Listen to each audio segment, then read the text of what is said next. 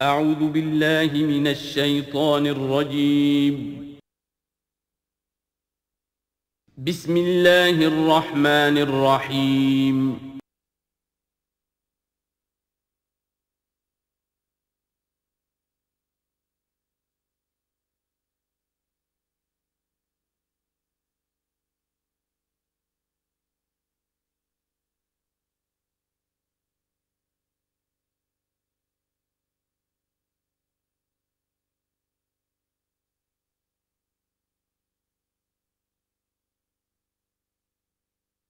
اعوذ باللہ من الشیطان الرجیم بسم اللہ الرحمن الرحیم ومن آیاتہ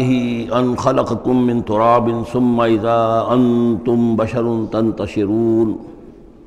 ومن آیاتہ ان خلق لکم من انفسکم ازواجا لتسکنوا الیہا وجعل بینکم مودۃ ورحمۃ ان فی ذلک لآیات لقوم یتفکرون ومن آیاتہ خلق السماوات والارض واختلاف السنتکم والوانکم ان فی ذلک لآیات للعالمین صدق اللہ العظیم۔ سورہ نحل میں ہم نے دیکھا تھا کہ پہلے اللہ تعالیٰ کی خاص خلاقی کی علامات، اس کے خاص جو بھی اس نے تخلیق فرمایا ہے مختلف اعتبارات سے ان کی نشانیوں کا تذکرہ کر کے ان فی ذلک لآیہ، یہ ہم نے سورہ شعراء میں بھی دیکھا، لیکن وہ تاریخی اعتبار سے تھی نشانیاں، اور جو ہیں آفاقی انفسی آیات الہیہ ان کے حوالے سے سورۃ النحل میں یہاں مضمون وہی ہے، لیکن شروع میں کیا جا رہا ان من آیات ہی، بعد میں تذکرہ ہو رہا ہے اللہ تعالیٰ کی اس خلاقی یا خاص اس کی جو بھی رحمت کے مظاہر ہیں ان کا، اور اس کی آیات میں سے ہے کہ اس نے تمہیں پیدا کیا مٹی سے اور پھر تم انسان بن گئے ہو کہ جو زمین میں پھیلے ہوئے ہو۔ ومن آیات ہی، اس کی آیات ہی میں سے یہ ہے ان خلق لکم من انفسکم ازواجا، کہ تمہارے لیے تمہاری نوع ہی میں سے تمہاری بیویاں بنائیں، جوڑے بنائے، لتسکنوا الیہا، تاکہ تم ان کی طرف سکون پکڑو، وجعل بینکم مودۃ ورحمہ، اور یہ کہ تمہارے مابین ایک دوسرے کے لیے محبت اور رحمت پیدا کر دی۔ ان فی ذلک لآیات لقوم یتفکرون، یقیناً اس میں آیات ہیں ان لوگوں کے لیے جو غور و فکر کریں۔ ومن آیاتہ خلق السماوات والارض، اور اس کی آیات میں سے ہے آسمان اور زمین کی تخلیق، واختلاف السنتکم والوانکم، اور تمہاری زبانوں اور تمہاری رنگوں کا فرق، کتنی بولیاں ہیں، کتنی زبانیں دنیا میں ہیں جو لوگ بولتے ہیں، کتنے مختلف رنگ ہیں لوگوں کے، بہت سے زرد روح ہیں، کوئی سرخ روح ہیں، کوئی سیاہ فام ہیں، مختلف لوگوں کو اللہ نے پیدا کیا ہے۔ تو یہ جو تخلیق میں تنوع ہے یہ بھی اللہ تعالیٰ کی خلاقی کی ایک بڑی علامت ہے۔ ان فی ذلک لآیات للعالمین، یقیناً اس میں ان لوگوں کے لیے کہ جو علم رکھتے ہوں نشانیاں ہیں، آیات ہیں۔ ومن آیاتہ منامکم باللیل والنہار، اور یہ بھی اس کی نشانیوں میں سے ہے، اس کی حکمت اور اس کے علم کی نشانیوں میں سے ہے تمہارا سونا، رات کے وقت بھی اور دن میں بھی قیلولہ انسان کرتا ہے اور رات کے وقت سونا ہے۔ وابتغاؤکم من فضلہ، اور یہ کہ پھر بقیہ اوقات میں جو تم اس کا فضل تلاش کرتے ہو، اس کے لیے بھاگ دوڑ کرتے ہو، محنت کرتے ہو، پھر تمہاری معاشی جد و جہد ہے۔ ان فی ذلک لآیات لقوم یسمعون، یقیناً اس میں نشانیاں ہیں ان لوگوں کے لیے جو سنتے ہیں، یعنی جو دل سے کے کانوں سے سنتے ہیں۔ ایک ہے حیوانوں کی طرح کا سننا، ایک ہے انسانوں کی طرح کا سننا، دل سے سننا۔ ومن آیاتہ یریکم البرق خوفا وطمعا، اور یہ بھی اس کی نشانیوں میں سے ہے کہ وہ تمہیں دکھاتا ہے بجلی، جب بجلی کونتی ہے تو خوف کے ساتھ بھی اور لالچ کے ساتھ بھی۔ خوف بھی ہوتا ہے کوئی طوفان نہ ہو کہ جس سے کوئی تباہی آ جائے، لیکن لالچ بھی ہوتا ہے کہ بارش آئے، باران رحمت آ جائے، تو خوف وطمعا۔ وینزل من السماء ماء، اور پھر برساتا ہے وہ آسمان سے پانی، فیحیی بہ الارض بعد موتہا، پھر زندہ کرتا ہے اس کے ذریعے سے، پانی کے ذریعے سے زمین کو اس کے مردہ ہو جانے کے بعد۔ ان فی ذلک لآیات لقوم یعقلون، یقیناً اس میں نشانیاں ہیں ان لوگوں کے لیے جو عقل سے کام لیں۔ ومن آیاتہ ان تقوم السماء والارض بامرہ، یہ بھی اس کی نشانیوں میں سے ہے، اس کی قدرت ہے کہ آسمان اور زمین اس کے حکم سے قائم ہیں۔ یعنی یہ سارا جو اجرام سماویہ ہیں، یہ بڑے بڑے کرے ہیں، بڑے بڑے، آج جو ہمیں بتایا جاتا ہے کہ کتنے بڑے سائز کے، ہمارا سورج بیچارہ ان کے سامنے بہت ہی معمولی سی شے ہے، اتنے بڑے بڑے ستارے موجود ہیں، سٹارز موجود ہیں، ان سب کو اپنی اپنی جگہ پر اپنے اپنے مدار میں کس نے تھاما ہوا ہے؟ ثم اذا دعاکم دعوۃ من الارض، پھر جب وہ تمہیں پکارے گا، بس ایک ہی دفعہ کا پکارنا اس کا ہوگا، تم زمین سے اذا انتم تخرجون، تم نکل پڑو گے۔ یعنی اللہ تعالیٰ کی جو شان ہے یقول لہ کن فیکون، اسی طریقے سے اس وقت بھی اللہ کا بس ایک حکم کافی ہوگا۔ وَلَهُ مَن فِي السَّمَاوَاتِ وَالْأَرْضِ، اور جو کچھ بھی آسمانوں اور زمین میں ہے اسی کا ہے، اسی کی ملکیت ہے۔ كُلٌّ لَهُ قَانِتُونَ، سب اسی کے حکم کے تابع فرمان ہیں۔ وَهُوَ الَّذِي يَبْدَأُ الْخَلْقَ ثُمَّ يُعِيدُهُ، وہی ہے جو پہلے پیدا کرتا ہے، پہلی بار تخلیق فرماتا ہے، پھر اس کو دہراتا بھی ہے، یا دہرائے گا، تمہاری تخلیق دہرائے گا کہ دوبارہ تمہیں پیدا کرے گا۔ وَهُوَ أَهْوَنُ عَلَيْهِ، اور وہ اس پہ زیادہ آسان ہے، زیادہ ہلکا ہے۔ یہ بات پہلے بھی عرض کر چکا ہوں کہ قرآن یہ دلیل لاتا ہے کہ کسی بھی کام کو پہلی مرتبہ کرنا مشکل ہوتا ہے، دوسری مرتبہ کرنا آسان ہے۔ ایک مرتبہ کیا ہے، اس کی جو مشکلات ہیں اس کو اس نے حل کیا ہے، دیکھا ہے، یہ ہمارا تجربہ ہے۔ پہلی مرتبہ کوئی کام کرنا مشکل ہوتا ہے، دوسری مرتبہ وہی کام کرنا نسبتاً آسان ہے۔ لیکن تمہاری سوچ الٹی ہے، تم کہتے ہو اللہ کیسے پیدا کر دے گا دوبارہ؟ بھائی اس نے پیدا کیا تمہیں پہلے یا نہیں؟ یا تو یہ کہو کہ کوئی پیدا کرنے والا ہے ہی نہیں، وہ ایک علیحدہ بات ہو جائے گی۔ لیکن جیسا کہ آپ کو معلوم ہے کہ جو اہل عرب جو مخاطب اول تھے قرآن کے، وہ اللہ کے منکر نہیں تھے۔ ابھی ہم آیات پڑھ چکے ہیں، وَلَئِن سَأَلْتَهُم مَّن خَلَقَ السَّمَاوَاتِ وَالْأَرْضَ لَيَقُولُنَّ اللَّهُ، اگر آپ ان سے پوچھیں کہ کس نے پیدا کیا آسمان اور زمین، فوراً کہیں گے کہ اللہ نے پیدا کی۔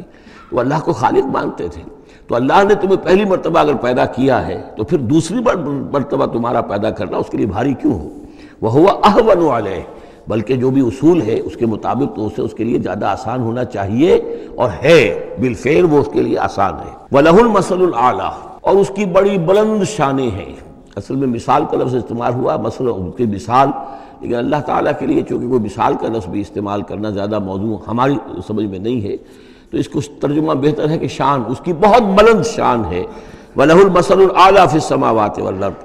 آسمانوں اور زمین میں۔ وَهُوَ الْعَزِيزُ الْحَكِيمُ، اور یقیناً وہ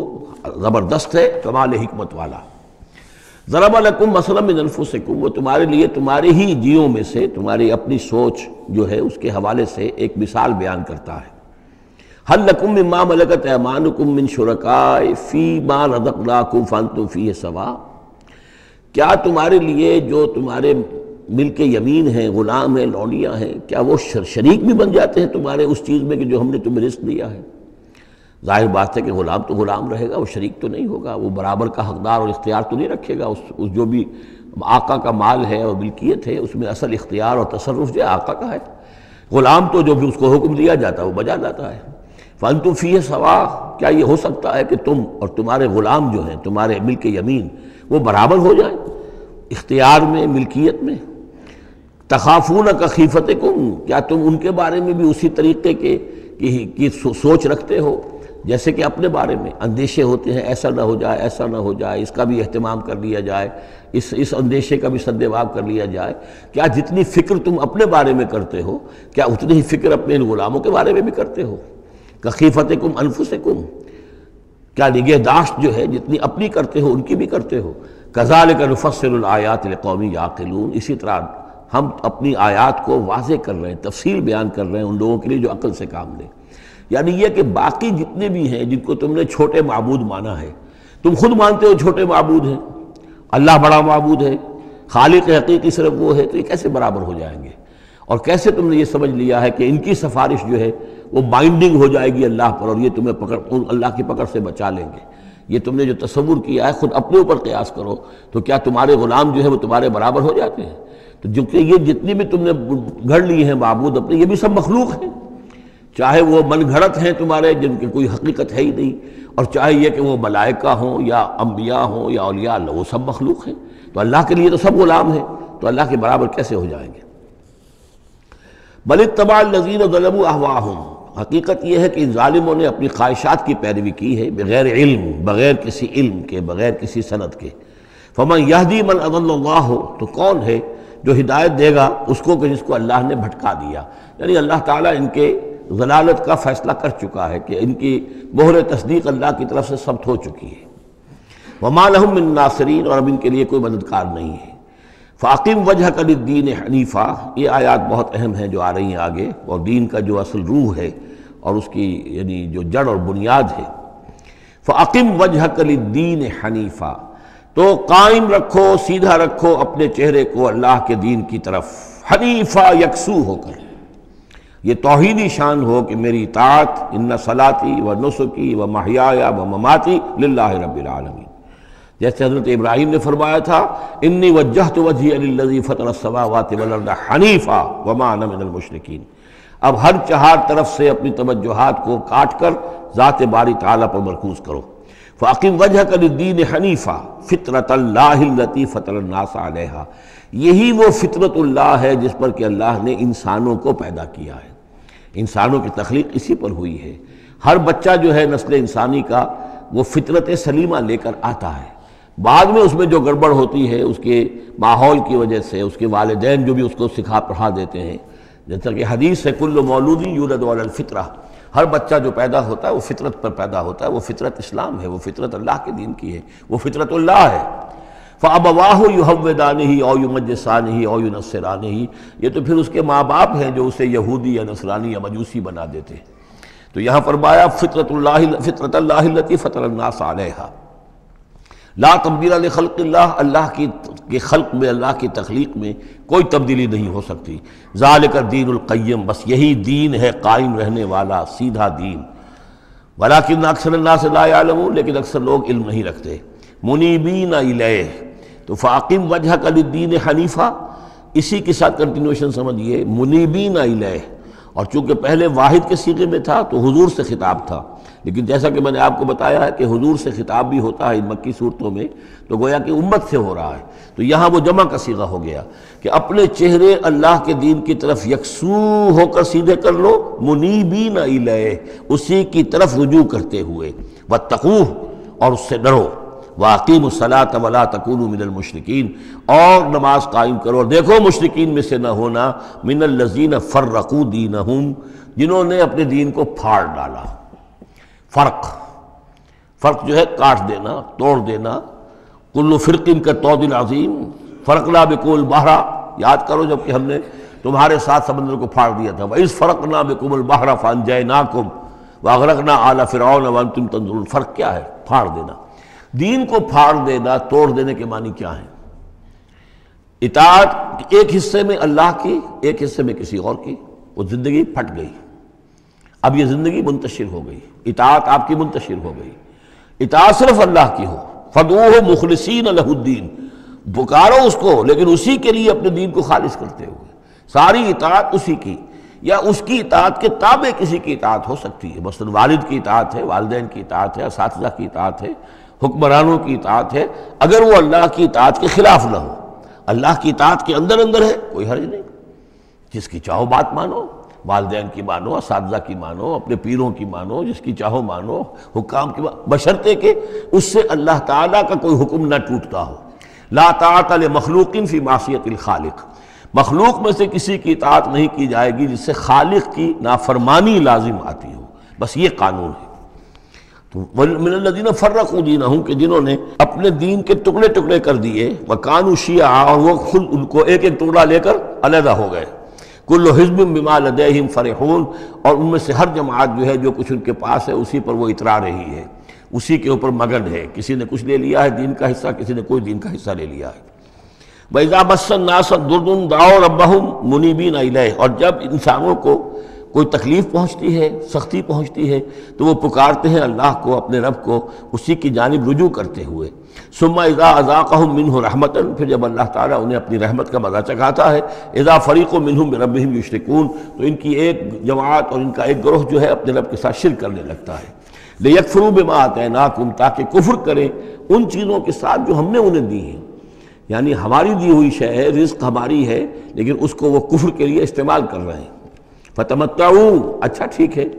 جو بھی تمہیں فائدہ اٹھانا اٹھا لو، چند دن کی زندگی ہے، بالآخر تو تمہیں ہمارے پاس آنا ہے، یہ تمہارا طرز عمل جو ہے وہ اسی مہلت کے اندر اندر جو تم چاہو کرو،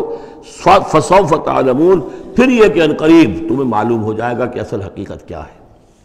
کلا سوف تعلمون ثم کلا سوف تعلمون، ایک وقت آئے گا جب کہ اصل حقائق جو ہے وہ منکشف ہو جائیں گے۔ ام انزلنا علیہم سلطانا فہو یتکلم بما کانوا بہ یشرکون، کیا ہم نے ان کے اوپر کوئی ایسی سند اتاری ہے جو ان سے جو ان سے یہ کہہ رہی ہو اور ان چیزوں کی تصدیق کر رہی ہو کہ جن کے یہ شرک کر جس کو شریک کر رہے ہیں، یعنی کوئی آسمانی کتاب آئی ہو جس نے انہیں یہ بتایا ہو۔ اب یہاں دیکھیں لفظ یتکلم آیا، جو بات کرتی ہو ان سے، یہی لفظ ہے جو کہ علامہ اقبال نے قرآن کے لیے استعمال کیا ہے، مثل حق پنہا و ہم پیداستو زندہ و پائندہ و گویاستو۔ یہ قرآن جو ہے خود کلام کرتا ہے، آپ اس سے گفتگو تو کیجئے، یہ آپ سے کلام کرے گا، آپ سے بات کرے گا۔ تو پوچھا گیا یہ کہ ام انزلنا علیہم سلطان فہو یتکلم بما کانوا بہ یشرکون، تو کیا ہم نے ان کے اوپر کچھ سند اتاری ہے جو ان سے گفتگو کرتی ہو، جس نے انہیں یہ بتایا ہو کہ یہ شرک کرو، یہ بھی اللہ کے ساتھ شریک ہے اور یہ بھی اللہ کے ساتھ شریک ہے اور یہ بھی اللہ کے ساتھ شریک ہے۔ وَإِذَا أَذَقْنَا النَّاسَ رَحْمَةً فَرِحُوا بِهَا، اور جب ہم لوگوں کو اپنی رحمت کا مزہ چکھاتے ہیں تو پھر وہ بڑے اتراتے ہیں، فخر کرتے ہیں، پھولے نہیں سماتے۔ وَإِن تُصِبْهُمْ سَيِّئَةٌ، اور اگر کہیں کوئی تکلیف آ جاتی ہے، مصیبت آ جاتی ہے، بما قدمت ایدیہم، اور وہ آتی بھی ہے ان کے اپنے ہاتھوں کے کرتوتوں کے باعث، جو ان کے ہاتھوں نے آگے بھیجا ہوتا ہے، اذا ہم یقنطون، تو وہ بالکل مایوس ہو جاتے ہیں، ان کی اور آس توڑ کر بیٹھ جاتے ہیں، ان کی کمر ٹوٹ جاتی ہے۔ اولم یروا ان اللہ یبسط الرزق لمن یشاء ویقدر، کیا وہ دیکھتے نہیں ہیں کہ اللہ تعالیٰ ہی ہے کہ جو رزق کو کھول دیتا ہے، پھیلا دیتا ہے، کشادہ کر دیتا ہے جس کے لیے چاہتا ہے، ویقدر، اور ماپ تول کر دینے لگتا ہے، راشننگ کر دیتا ہے، یعنی تھوڑا تھوڑا دیتا ہے جس کو چاہتا ہے۔ ان فی ذلک لآیات لقوم یؤمنون، یقیناً اس میں نشانیاں ہیں ان لوگوں کے لیے جو مانتے ہیں، جو ماننے والے ہیں، جو یقین کرنا چاہیں۔ فآت ذی القربى حقہ، تو اپنے قرابت دار کو اس کا حق ادا کرو، والمسکین، اور مسکین کو بھی، وابن السبیل، اور مسافر کو بھی۔ ذالک خیر للذین یریدون وجہ اللہ، یہی بہتر روش ہے ان لوگوں کے حق میں جو اللہ کی رضا چاہتے ہیں، اللہ کا چہرے کے طالب ہیں۔ وَأُولَٰئِكَ هُمُ الْمُفْلِحُونَ، اور یقین یہی لوگ ہیں کہ جو فلاح پانے والے ہیں۔ وَمَا آتَيْتُم مِّن رِّبًا لِيَرْبُوَ فِي أَمْوَالِ النَّاسِ، یہ آیت میں نے کوٹ کی تھی جب ہم سورہ بقرہ کی آیات پڑھ رہے تھے۔ اور جو کچھ تم دیتے ہو سود پر، یعنی یہ کہ ایک شخص ہے، اس کے پاس جو کچھ بچ گیا ہے، بچت ہے اس کی، اب اس کی دو شکلیں ہیں، یا تو اس بچت کو وہ اللہ نے جن لوگوں کو کم دیا ہے، جو محتاج ہیں، ان کو دے دے، اللہ کے ہاں اجر و ثواب لے لے، اللہ کے دین کے لیے لگا دے، اس کا بھی اجر و ثواب اللہ دے گا، یا بس آخری درجے میں یہ ہے کہ کسی کو قرض حسنہ دے دے تاکہ وہ اپنی ضرورت پوری کر لے اور پھر وہ رقم تمہیں واپس کر دے۔ اس سے آگے تم یہ چاہو کہ میں یہ اپنا مال جو ہے کہیں اور انویسٹ کروں، کوئی اور آدمی محنت کرے، اس کی محنت سے جو اس کی محنت سے بڑھوتری ہوگی تو آپ کو بھی اس میں سے حصہ مل جائے۔ اور اس کی بدترین شکل جو ہے پھر یہ ہے کہ سود کے اوپر رقم دی، اور وہ یہ ہے کہ آپ اس میں سے بغیر اس کے کہ آپ کوئی محنت کر رہے ہوں یا کوئی مشقت کر رہے ہوں، اس کی جو ہے آپ کو، جس کو نفع کہہ رہے ہیں آج کل، وہ سود آپ کو ملتا چلا جائے۔ تو یہاں ان کو مقابلے میں لائے ہیں، یعنی بچت جو ہے آپ کی، سیونگز جو ہیں آپ کی، یہ گویا کہ سرپلس ویلیو ہے اسلام کے نقطہ نگاہ سے، یہ عفو ہے، اس کو خرچ کر دینا چاہیے۔ ایمان کا تقاضا یہ ہے، یسألونک ماذا ینفقون قل العفو، وہ اللہ کے لیے، اللہ کے دین کے لیے، محتاجوں کے لیے، غرباء کے لیے صرف کر دیا جائے۔ لیکن یہ ہے کہ اتنی ہمت نہیں ہے کہ صدقہ دے دیا جائے، تو پھر یہ کہ قرض حسن دیا جائے، یا یہ کہ کسی اور شکل کے اندر جو ہے وہ کسی آدمی کی مدد کر دی جائے، تو یہ ساری چیزیں ہیں۔ لیکن آخری شکل جو ہے اسلام میں، یہ بھی جو بعد میں پھر شریعت کے احکام مدون ہوئے ہیں، تو ایک صورت دی گئی ہے کہ آپ مزاربت پر دے دیں۔ مزاربت یہ ہے کہ آپ کا وہ جو رقم ہے وہ کوئی اور شخص کام کرے گا، اگر تو کوئی نفع ہو جائے تو کچھ آپ بھی لے لیں اور کچھ وہ لے لیں، نقصان ہو جائے تو سارا نقصان آپ برداشت کریں گے، جس کے پاس وہ سرپلس منی تھی، اس کا کوئی تاوان جو ہے وہ جو عامل ہے اس کے اوپر نہیں آئے گا۔ یہ تو تفاصیل بات کی ہیں، لیکن اصل میں جو قرآن مجید سامنے لاتا ہے وہ ہے صدقات اور انفاق فی سبیل اللہ ورسس سود، ربا، کہ کوئی شخص اپنی بچت کا مصرف کیا بناتا ہے، وہ بچت دیتا ہے اللہ کی رضا حاصل کرنے کے لیے، آخرت کا اجر و ثواب حاصل کرنے کے لیے، یا بچت کو انویسٹ کر کے اور دنیا ہی میں کمانا چاہتا ہے۔ یہ دو ذہنیتیں ہیں جو ایک دوسرے سے بالکل مختلف ہیں اور متضاد ہیں۔ فما آتیتم من ربا، تو جو کچھ تم دیتے ہو سود پر تاکہ وہ بڑھے، لیربو فی اموال الناس، تاکہ وہ بڑھے لوگوں کے مال میں، فلا یربو عند اللہ، اللہ کے ہاں اس میں کوئی بڑھوتری نہیں ہوتی۔ وما آتیتم من زکوٰۃ، اور جو تم زکوٰۃ دیتے ہو، یعنی اس طریقے سے صدقہ ہے، خیرات ہے، تریدون وجہ اللہ ہے، اور اس سے تم چاہتے ہو اللہ کی رضا، اللہ کا چہرہ، مراد وہی اللہ کی رضا، فاولئک ھم المضعفون، یہ لوگ ہیں جو اپنی جو بچت ہے اس کو دگنا کر رہے ہیں۔ یعنی یہاں اللہ کے لیے دیا ہے تو وہاں 10 گنا ملے، 700 گنا ملے، اس سے بھی زیادہ ملے، لیکن یہ ہے لوگ کہ جو در حقیقت اللہ تعالیٰ کی رضا بھی انہیں حاصل ہوگی۔ اللہ الذی خلقکم ثم رزقکم ثم یمیتکم ثم یحییکم، اللہ ہی ہے جس نے تمہیں پیدا کیا، پھر تمہیں رزق دیا، پھر وہ تمہیں مارے گا، پھر وہ تمہیں زندہ کرے گا۔ هل من شرکائکم من یفعل من ذلکم من شیء، کیا تمہارے شریکوں میں سے بھی کوئی ہے جس کے بارے میں تمہارا گمان تک ہو کہ وہ یہ کام کرتے ہیں؟ کیا لات عزا منات یہ کرتے ہیں یہ کام؟ کوئی بھی ان کے عقیدے میں ایسی بات موجود نہیں تھی۔ وہ تو ہؤلاء شفعاؤنا عند اللہ کہتے تھے کہ ہمارے شفیع ہیں، بس ہمارے سفارشی ہیں۔ سبحانہ، اللہ پاک ہے، وتعالی، اور بہت بلند و بالا ہے، عما یشرکون، اس شرک سے جو یہ کر رہے ہیں۔ ظہر الفساد فی البر والبحر بما کسبت ایدی الناس، بحر و بر میں فساد رونما ہو چکا ہے بسبب اس کمائی کے کہ جو لوگوں کے ہاتھوں نے کی ہے۔ یہ آیت جتنی آج روشن ہو کر پورے دنیا کے افق کے اوپر جو ہے یوں سمجھیے کہ نمایاں ہو رہی ہے، شاید جس وقت نازل ہوئی تھی اتنی نمایاں اس وقت بھی نہ ہو، اس لیے کہ اس وقت پوری دنیا کا کیا اندازہ تھا، لوگوں کو بہت کم اندازہ تھا، پوری دنیا کی وسعت کا اندازہ بھی نہیں تھا۔ آج جس طریقے سے فساد رونما ہو چکا ہے پوری زمین میں، اور جس طرح کے تصادم ہیں، جس طرح کے مقابلے ہو رہے ہیں، جس طرح کی بد امنیاں ہیں، جس طرح کے فسادات ہیں، تو ظاہر الفساد فی البر والبحر، بر و بحر میں فساد رونما ہو چکا ہے بما کسبت ایدی الناس، لوگوں کی اپنے ہاتھوں کی کمائیوں کے باعث، لیذیقہم بعض الذی عملوا، اور یہ اس لیے ہے کہ اللہ تعالیٰ انہیں ان کے بعض اعمال کا مزہ چکھائے، یعنی بعض الذی عملوا، اگر سارے اعمال کا اللہ تعالیٰ یہیں پر اگر سزا دینی شروع کر دے تو کوئی آدمی بچے ہی نہ، ما بقا علی ظہرہ دابہ، تو کوئی بھی ایک بھی انسان نہ رہے زمین کے اوپر، لیکن کچھ اللہ تعالیٰ جو ہے وہ عذاب دیتا ہے، لعلہم یرجعون، تاکہ یہ لوٹیں پھریں، سوچیں، غور کریں، توبہ کریں، رجوع کریں۔ یہ جو کچھ ہو رہا ہے اس وقت وہ اس لیے ہے کہ انسان ہوش میں آئے، یہ آج ہمارے ساتھ کیوں ہو رہا ہے، کس وجہ سے ہو رہا ہے، خاص طور پہ مسلمان سوچیں کیوں ہم ذلیل و خوار ہیں آج، کیوں ذلیل کہ کل تک نہ تھی پسند گستاخی فرشتہ ہماری جناب میں، کیا وجہ ہے؟ اے اللہ، ہم سے تو وعدہ تیرا تھا، انتم الاعلون ان کنتم صادقین، ان کنتم مؤمنین، تم ہی بلند سر بلند ہوگے اگر تم مومن ہوئے، ہمارا یہ حال کیوں ہے؟ اگر ہم یہ سوچیں گے تو نتیجے پر پہنچیں گے کہ اس لیے کہ ایمان نہیں ہے ہمارے پاس، یا دوسرا وجہ یہ ہے کہ ہم نے دین کے حصے بکھرے کر دیے ہیں۔ افتؤمنون ببعض الکتاب وتکفرون ببعض فما جزاء من يفعل ذلك منكم الا خزي في الحیاۃ الدنیا ویوم القیامۃ یردون الی اشد العذاب۔ تو جب آپ سوال کریں گے قرآن سے تو قرآن آپ کو جواب دے گا، لیکن ان چیزوں پر بھی اگر غور کریں، سوچیں، تو جب تک اللہ تعالیٰ کی طرف سے کوئی مہلت ملی ہوئی ہے، کوئی بڑا عذاب آنے سے پہلے، یہ آیت نوٹ کر لیجیے، 41 نمبر آیت ہے، اس لیے کہ 60 آیتیں ہیں سورہ روم کی۔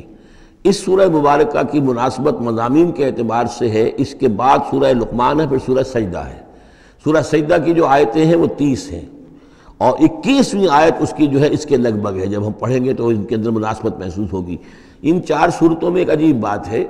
کہ یہ پہلی صورت سورہ عنکبوت، اس کے مضامین کی مناسبت جوڑا اس کا جو وہ تیسری صورت ہے سورہ لقمان، اور دوسری صورت یہ سورہ روم، اس کا جوڑا جو ہے وہ سورہ سجدہ ہے۔ ان کے مضامین کی مناسبت اس اعتبار سے، اور چاروں نے مل کر ایک سب گروپ کی شکل اختیار کی ہے، جیسے وہ 4 تھیں جو اس سے پہلے ہم پڑھ چکے ہیں۔ ظہر الفساد فی البر والبحر بما کسبت ایدی الناس لیذیقہم بعض الذی عملوا لعلہم یرجعون قل سیروا فی الارض فانظروا کیف کان عاقبۃ الذین من قبل، کہیے ان سے زمین میں گھومو پھرو اور دیکھو کیسا انجام ہوا ان کا جو تم سے پہلے تھے۔ کان اکثرہم مشرکین، ان کی اکثریت مشرکوں پر مشتمل تھی۔ فاقم وجہک للدین القیم، دوبارہ اپنے چہرے کو سیدھا رکھو دین قیم کی طرف، اللہ کے دین کی طرف، من قبل ان یاتی یوم لا مرد لہ من اللہ، اس سے پہلے کہ وہ دن آ جائے کہ جسے پھر اللہ کی طرف سے لوٹانے والا کوئی نہیں ہوگا، یعنی اس سے پہلے کہ وہ دن آ جائے اللہ کے حکم سے کہ جس کو لوٹانے والا کوئی نہیں ہوگا۔ یومئذ یصدعون، اس دن یہ تقسیم ہو جائیں گے، پھٹ جائیں گے، علیحدہ ہو جائیں گے۔ کس طرح ہو جائیں گے؟ کیا پولرائزیشن ہوگی؟ من کفر فعلیہ کفرہ، جس نے کفر کیا ہوگا اس کے کفر کا سارا وبال اسی پر آئے گا۔ ومن عمل صالحا فلانفسہم یمہدون، اور جو لوگ جنہوں نے عمل کام کیے تھے، اچھے عمل کیے تھے، تو ظاہر بات ہے کہ انہوں نے اپنے ہی لیے یہ بستر بچھایا تھا، جو اعمال انہوں نے کیے تھے، تو گویا کہ اس وقت علیحدہ ہو جائیں گے، دودھ کا دودھ پانی کا پانی۔ لیجزی الذین آمنوا وعملوا الصالحات من فضلہ، تاکہ اللہ تعالیٰ بدلہ دے اہل ایمان کو جنہوں نے نیک عمل کیے تھے اپنے فضل سے، انہ لا یحب الکافرین، یقیناً وہ کافروں کو پسند نہیں کرتا۔ ومن آیاتہ، اور اس کی نشانیوں میں سے یہ بھی ہے، ان یرسل الریاح مبشرات، کہ وہ بھیجتا ہے ہواؤں کو جو بشارت لے کر آتی ہیں، وَلِيُذِيقَكُم مِّن رَحْمَتِهِ، اور تاکہ پھر وہ اپنی رحمت سے تمہیں کو حصہ دے، تمہیں مزہ چکھائے تو اپنی رحمت کا، یعنی باران رحمت کا، وَلِتَجْرِيَ الْفُلْكُ بِأَمْرِهِ، اور تاکہ سمندر کے اندر جو جہاز چلے اور کشتیاں چلیں وہ بھی اس کے حکم سے، وَلِتَبْتَغُوا مِن فَضْلِهِ، اور تاکہ ان کشتیوں پر سفر کر کے تم اللہ کا فضل تلاش کرو، وَلَعَلَّكُمْ تَشْكُرُونَ، اور تاکہ تم شکر کرو۔ وَلَقَدْ أَرْسَلْنَا مِن قَبْلِكَ رُسُلًا إِلَىٰ قَوْمِهِمْ، اور اے نبی آپ سے پہلے بھی ہم نے رسول بھیجے ان اپنی اپنی قوموں کی طرف، فَجَاءُوهُم بِالْبَيِّنَاتِ، تو وہ لے کر آئے ان کے پاس واضح نشانیاں، معجزات اور واضح تعلیمات۔ فَانْتَقَمْنَا مِنَ الَّذِينَ أَجْرَمُوا، پھر ہم نے انتقام لیا مجرموں سے، وَكَانَ حَقًّا عَلَيْنَا نَصْرُ الْمُؤْمِنِينَ، اور یہ تو ہمارے ذمے تھا کہ ہم اپنے اہل ایمان بندوں کی مدد کریں۔ یعنی یہی ہوا ہے، حضرت نوح اور ان کے ساتھی بچا لیے گئے، حضرت ہود اور ان کے ساتھی بچا لیے گئے، حضرت صالح اور ان کے ساتھی بچا لیے گئے۔ اللہ الذی یرسل الریاح فتثیر سحابا، اللہ ہی ہے کہ جو ہوائیں چلاتا ہے، فتثیر، پھر وہ ہوائیں جو ہیں اٹھاتی ہیں بادلوں کو، فیبسطہ فی السماء، پھر اللہ تعالیٰ ان بادلوں کو پھیلا دیتا ہے فضا کے اندر، کیف یشاء، جیسے بھی وہ چاہتا ہے، ویجعلہ کسفا، پھر ان کو کر دیتا ہے تہ برتہ، یہ مضمون پہلے بھی آ چکا ہے، پھر ان کو تہ برتہ کرتا ہے۔ فَتَرَى الْوَدْقَ يَخْرُجُ مِنْ خِلَالِهِ، تم دیکھتے ہو کہ بارش برستی ہے اور مہ برستا ہے ان کے درمیان سے، فَإِذَا أَصَابَ بِهِ مَن يَشَاءُ مِنْ عِبَادِهِ إِذَا هُمْ يَسْتَبْشِرُونَ، تو جب اللہ تعالیٰ اپنے بندوں میں سے کسی پر اس بارش کو برسا دیتا ہے اس کی زمین پر، تو وہ بڑے خوش ہوتے ہیں، شاداں فرحاں ہوتے ہیں، خوشیاں مناتے ہیں۔ وَإِنْ كَانُوا مِنْ قَبْلِ، اور اس سے پہلے اگرچہ وہ تھے، ان ينزل علیہم من قبلہ، کہ اس سے پہلے کہ یہ ان پر بارش برسائی گئی ہوتی، لمبلسین، یقیناً بہت ہی نا امید تھے، یقیناً اس سے پہلے مایوس ہو چکے تھے کہ اچانک گھٹا آئی، بشارت آئی، بارش برسی، اب وہ خوش ہو گئے، خوشیاں منا رہے ہیں۔ یہ خاص طور پر جو بارانی زمینیں ہوتی ہیں وہاں کے لوگوں کو اصل میں ان چیزوں کا زیادہ تجربہ ہوتا ہے۔ عام طور پر جہاں آرٹیفیشل اریگیشن ہے تو وہاں یہ نیچرل فنومینا اور اس کے ساتھ یہ نفسیاتی کیفیات اتنی نہیں ہوتی جتنی کہ بارانی زمینوں میں ہوتی ہے۔ فانظر الی آثار رحمت اللہ، تو دیکھو اللہ کی اپنی اللہ کی رحمت کے جو آثار ہیں، نشانیاں ہیں، اس کو دیکھو۔ کیف یحیی الارض بعد موتہا، کیسے وہ زندہ کرتا ہے زمین کو اس کے مردہ ہو جانے کے بعد۔ ان ذالک لمحیی الموتیٰ، وہی ہے جو زندہ کرتا ہے، جو زندہ کرے گا مردوں کو۔ وہو علی کل شیء قدیر، اور یقیناً وہ ہر چیز پر قادر ہے۔ ولئن ارسلنا ریحا، اور اگر ہم بھیجیں کوئی ایسی ہوا، جھکڑ بھیج دیں اس کھیتی کے اوپر، وہ کھیتی کو تباہ و برباد کر دے، فرآؤ مصفرا، اور دیکھے کہ وہ کھیتی تو پیلی پڑ گئی، زرد پڑ گئی، کوئی ایسا آ گیا، کوئی باد سرسر کا جھونکا آ گیا، کیا ہوا؟ فَلَظَلُّوا مِن بَعْدِهِ يَكْفُرُونَ، تو پھر وہ اس کے بعد جو ہے وہ پھر ناشکری کرنے لگتے ہیں اللہ کے جناب میں، کہ ہمارے اوپر تو اللہ کی کوئی رحمت کبھی ہوئی ہی نہیں، ہمارے لیے تو ہماری تو قسمت پھوٹی ہوئی ہے، اللہ تعالیٰ کی طرف سے ہمیں کبھی کوئی خیر ملا ہی نہیں۔ فَإِنَّكَ لَا تُسْمِعُ الْمَوْتَىٰ، تو اے نبی آپ نہیں سنا سکتے مردوں کو، وَلَا تُسْمِعُ الصُّمَّ الدُّعَاءَ اذا ولوا مدبرین، نہ ہی آپ ایسے بہرے لوگوں کو سنا سکتے ہیں اپنی پکار اور اپنی دعوت کہ جو پیٹھ موڑ کر بھی چلے گئے ہوں۔ یعنی بہرا جو ہے اگر آپ کے آمنے سامنے رو در رو ہے تو کم سے کم اشاروں کے نائوں میں کوئی بات اسے سمجھائی جائے، لیکن یہ لوگ جو ہیں یہ تو ایسے بہرے ہیں کہ جو ساتھ ہی پیٹھ موڑ کر چل بھی دیے ہیں، لہذا آپ کوئی شکل نہیں ہے کہ آپ اپنی دعوت اور جو بھی ابلاغ و تبلیغ ہے اس کا ان کے اوپر کوئی اثر پیدا کر سکیں۔ وَمَا أَنْتَ بِهَادِ الْعُمْيِ عَنْ ضَلَالَتِهِمْ، اسی طرح آپ اندھوں کو ان کی گمراہی اور ان کی ضلالت سے، بھٹکنے سے آپ بچا نہیں سکتے، ہدایت نہیں دے سکتے۔ ان تسمعوا الا من یؤمن، آپ نہیں سنا سکتے مگر انہی کو جو مانتے ہیں، بے آیاتنا، ہماری آیات کو، فہم مسلمون، پس وہ ہماری فرما برداری اختیار کرتے ہیں۔ اللہ الذی خلقکم من ضعف، وہ اللہ ہی ہے جس نے تمہیں بنایا کمزوری سے، یعنی جب تم پیدا ہوتے ہو تو بہت کمزور ہوتے ہو، ثم جعل من بعد ضعف قوۃ، پھر تمہاری اس کمزوری کے بعد اللہ تعالیٰ تمہیں قوت عطا فرماتا ہے، جوانی آتی ہے، آدمی کڑیل جوان بنتا ہے، پھر اس کے ثم جعل من بعد قوت ضعفا، پھر قوت کے بعد پھر ضعف آ جاتا ہے،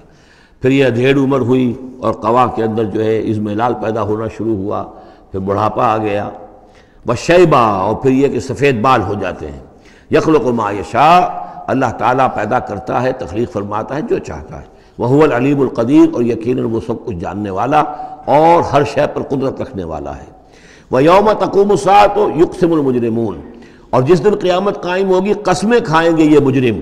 مَا لَبِثُوا غَيْرَ سَاعَةٍ، نہیں رہے وہ سوائے ایک گھنٹے کے، ایک گھڑی کے، بس ایک گھڑی رہے دنیا میں اور یا اس عالم برزخ میں، اس سے زیادہ نہیں۔ كَذَلِكَ كَانُوا يُؤْفَكُونَ، جس طرح اس وقت ان کے جو ہے ہوش ٹھکانے نہیں ہوں گے، اسی طرح وہ دنیا میں بھی اچک لیے جاتے تھے، یعنی حقیقت کو نہیں سمجھتے تھے، حقیقت کو نہ تسلیم کرتے تھے نہ مانتے تھے۔ وقال الذين اوتوا العلم، اور کہیں گے وہ لوگ کہ جن کو کہ علم حاصل تھا، جو صاحب شعور تھے، والایمان، اور جن کو ایمان حاصل تھا، لقد لبثتم فی کتاب اللہ الی یوم البعث، اے بدبختو تم رہے ہو اللہ کے حساب اور اللہ کی کتاب کے مطابق یوم بعث تک۔ یہ سارا تم ایک گھنٹہ جسے کہہ رہے ہو یہ عالم برزخ تھا، بڑا طویل برزخ کا عالم تھا۔ اب ظاہر بات ہے جو انسان آج سے 5000 پہلے مر چکا ہے، 5000 برس تو اس کے برزخ میں پہلے ہی گزر چکے ہیں، ابھی یہ کہ اور کتنا وقت آنا ہے، تو وہ کہیں گے اہل ایمان یہ تو اصل میں عالم برزخ کا وقفہ تھا۔ فَهَذَا يَوْمُ الْبَعْثِ، اور اب جو تمہاری آنکھ کھلی ہے تو یہ ہے یوم بعث، یہ یوم قیامت ہے، یہ اٹھنے کا دن ہے۔ وَلَٰكِنَّكُمْ كُنتُمْ لَا تَعْلَمُونَ، لیکن یہ کہ تم علم نہیں رکھتے تھے، تم نے ان چیزوں کو نظر انداز کر دیا تھا، ان کے بارے میں غور کرنا ہی پسند نہیں کیا تھا۔ فَيَوْمَئِذٍ لَا يَنفَعُ الَّذِينَ ظَلَمُوا مَعْذِرَتُهُمْ، تو آج پھر جن لوگوں نے ظلم کیا، زیادتی کی، گناہ کی زندگی بسر کی، اب ان کو کوئی فائدہ نہیں پہنچائے گی ان کا معذرت کرنا، عذر تراشنا، بہانے بنانا اور معافیاں مانگنا کام نہیں آئے گا۔ وَلَا هُمْ يُسْتَعْتَبُونَ، نہ ہی انہیں یہ موقع دیا جائے گا کہ وہ توبہ کریں، اب وہ وقت گزر چکا۔ دنیا میں موقع تھا جب تک موت نہیں آئی تھی، معلم یغرغر، جب تک کہ موت کے آثار شروع نہیں ہوئے ان کے لیے توبہ کا موقع تھا، لیکن اب انہیں یہاں پر توبہ کا موقع نہیں دیا جائے گا، ان کی توبہ جو ہے اب قبول نہیں ہوگی۔ وَلَقَدْ ضَرَبْنَا لِلنَّاسِ فِي هَذَا الْقُرْآنِ مِنْ كُلِّ مَثَلٍ، ہم نے تو لوگوں کے لیے اس قرآن میں ہر طرح کی مثالیں بیان کر دیں، ہر انداز میں سمجھا دیا۔ ایک پھول کا مضمون ہو تو 100 رنگ سے باندھیں، ہم نے یہ ہر طریقے سے بات جو ہے واضح کر دی ہے۔ وَلَئِنْ جِئْتَهُمْ بِآيَةٍ، اور جب آپ ان کے پاس اگر آپ لے آئے ان کے پاس کوئی نشانی، لَيَقُولَنَّ الَّذِينَ كَفَرُوا إِنْ أَنْتُمْ إِلَّا مُبْطِلُونَ، تو یہی کہیں گے یہ لوگ کافر کہ نہیں ہوں مگر تم جھوٹ گھڑ رہے ہو، یہ جھوٹی باتیں ہیں، من گھڑت باتیں ہیں جو تم کر رہے ہو، یا یہ کہ تم نے کوئی جادو کر دیا ہے۔ كَذَلِكَ يَطْبَعُ اللَّهُ عَلَىٰ قُلُوبِ الَّذِينَ لَا يَعْلَمُونَ، اسی طرح اللہ مہر کر دیا کرتا ہے ان لوگوں کے دلوں پر جو علم نہیں رکھتے۔ فَاصْبِرْ، بس اے نبی صلی اللہ علیہ وسلم آپ صبر کیجئے۔ إِنَّ وَعْدَ اللَّهِ حَقٌّ، اور جیسا کہ میں نے عرض کیا یہ صرف حضور کے لیے نہیں ہے، حضور کی وساطت سے تمام مسلمانوں کو۔ تو اے نبی آپ اور اے اہل ایمان تم سب صبر کرو۔ ان وعد اللہ حق، اللہ کے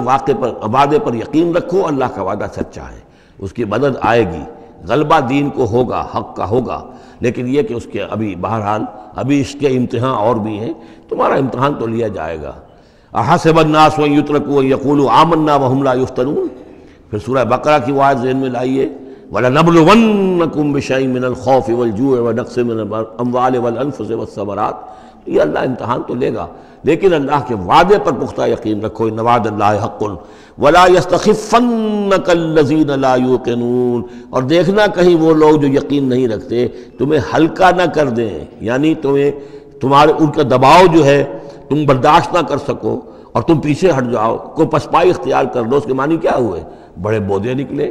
بڑے کمزور نکلے۔ دیکھنا کہیں ایسا نہ ہو کہ یہ تمہارے دشمن، یہ مشرک، یہ کافر جو دباؤ ڈال رہے ہیں، کہیں تمہارا بودا پن ظاہر ہو جائے اور وہ تمہیں ہلکا کر کے رکھ دیں۔ اس کی بجائے جمے رہو، ڈٹے رہو، کوہ ہمالیہ کی طرح کھڑے رہو، اور اللہ تعالیٰ کے دین کے لیے جو تن من دھن لگا رہے ہو اسی طریقے سے لگاتے رہو، بالآخر اللہ تعالیٰ تمہیں نجات دے گا، دنیا میں بھی آخرت میں بھی۔ سورۃ لقمان، بسم اللہ الرحمن الرحیم، الف لام میم، تلک آیات الکتاب الحکیم۔ اس سورہ مبارکہ کی ابتدائی آیات جو ہیں وہ سورہ بقرہ کی ابتدائی آیات سے بہت مشابہ بھی ہیں، اور دوسرے یہ کہ اس میں ایک لطیف فرق ہے، وہ ابھی آپ کے سامنے آ جائے گا۔ تلک آیات الکتاب الحکیم ھدی ورحمۃ للمحسنین الذین یقیمون الصلاۃ ویؤتون الزکاۃ وہم بالآخرۃ ہم یوقنون اولئک علی ھدی من ربہم واولئک ھم المفلحون۔ 5ویں آیت تو جو یہاں ہے وہی 5ویں آیت ٹھیک سورہ بقرہ کی ہے، اولئک علی ھدی من ربہم واولئک ھم المفلحون۔ پہلی آیت الف لام میم یہاں ہے، پہلی آیت الف لام میم سورہ بقرہ کی بھی ہے۔ نوٹ کیجئے کہ وہاں آیا تھا ھدی للمتقین، یہ تقوی والوں کے لیے جن میں کوئی حق کی طلب ہے، جو چاہتے ہیں نیک راستے پر چلنا، جن میں طلب ہدایت ہے، ان کے لیے ہدایت ہے۔ یہاں ایک لفظ کا اضافہ کیا، اگلی منزل چونکہ بیان ہو رہی ہے، ھدی و رحمۃ للمحسنین، یہ جو بلند ترین منزل ہے، جو احسان کے مقام تک پہنچ جائیں، ان کے حق میں یہ صرف ہدایت ہے، ہدایت نہیں رحمت بھی ہے۔ تو یہاں تقابل اگر کریں گے، الف لام میم ذالک الکتاب لا ریب فیہ ھدی للمتقین، یہاں فرمایا تلک آیات الکتاب الحکیم، یہ ایک بڑی حکمت بڑی کتاب کی آیات ہے، اور یہ ہدایت ہے اور رحمت ہے محسنین کے حق میں۔ اور یہ محسنین جو ہے قرآن کی اصطلاح کے طور پر، جیسا کہ میں بیان کر چکا ہوں سورہ مائدہ میں، کہ یہ پہلا درجہ ہے اسلام، اس سے اوپر ایمان، اس سے اوپر احسان۔ اذا اتقوا وآمنوا وعملوا الصالحات ثم اتقوا وآمنوا ثم اتقوا واحسنوا واللہ یحب المحسنین، ان کے حق میں یہ قرآن رحمت ہے۔ الذین، اب ان کی یہ اوصاف ہیں جو نماز قائم رکھتے ہیں، ویؤتون الزکاۃ، وہاں ہے ومما رزقناہم ینفقون، یہاں باقاعدہ لفظ زکوٰۃ آ گیا، وہ زکوٰۃ دیتے رہتے ہیں، یا یہ کہ اپنے تزکیے کے لیے ایک مسلسل کوشاں رہتے ہیں۔ وہم بالآخرۃ ہم یوقنون، اور آخرت پر ان کا پورا یقین ہے۔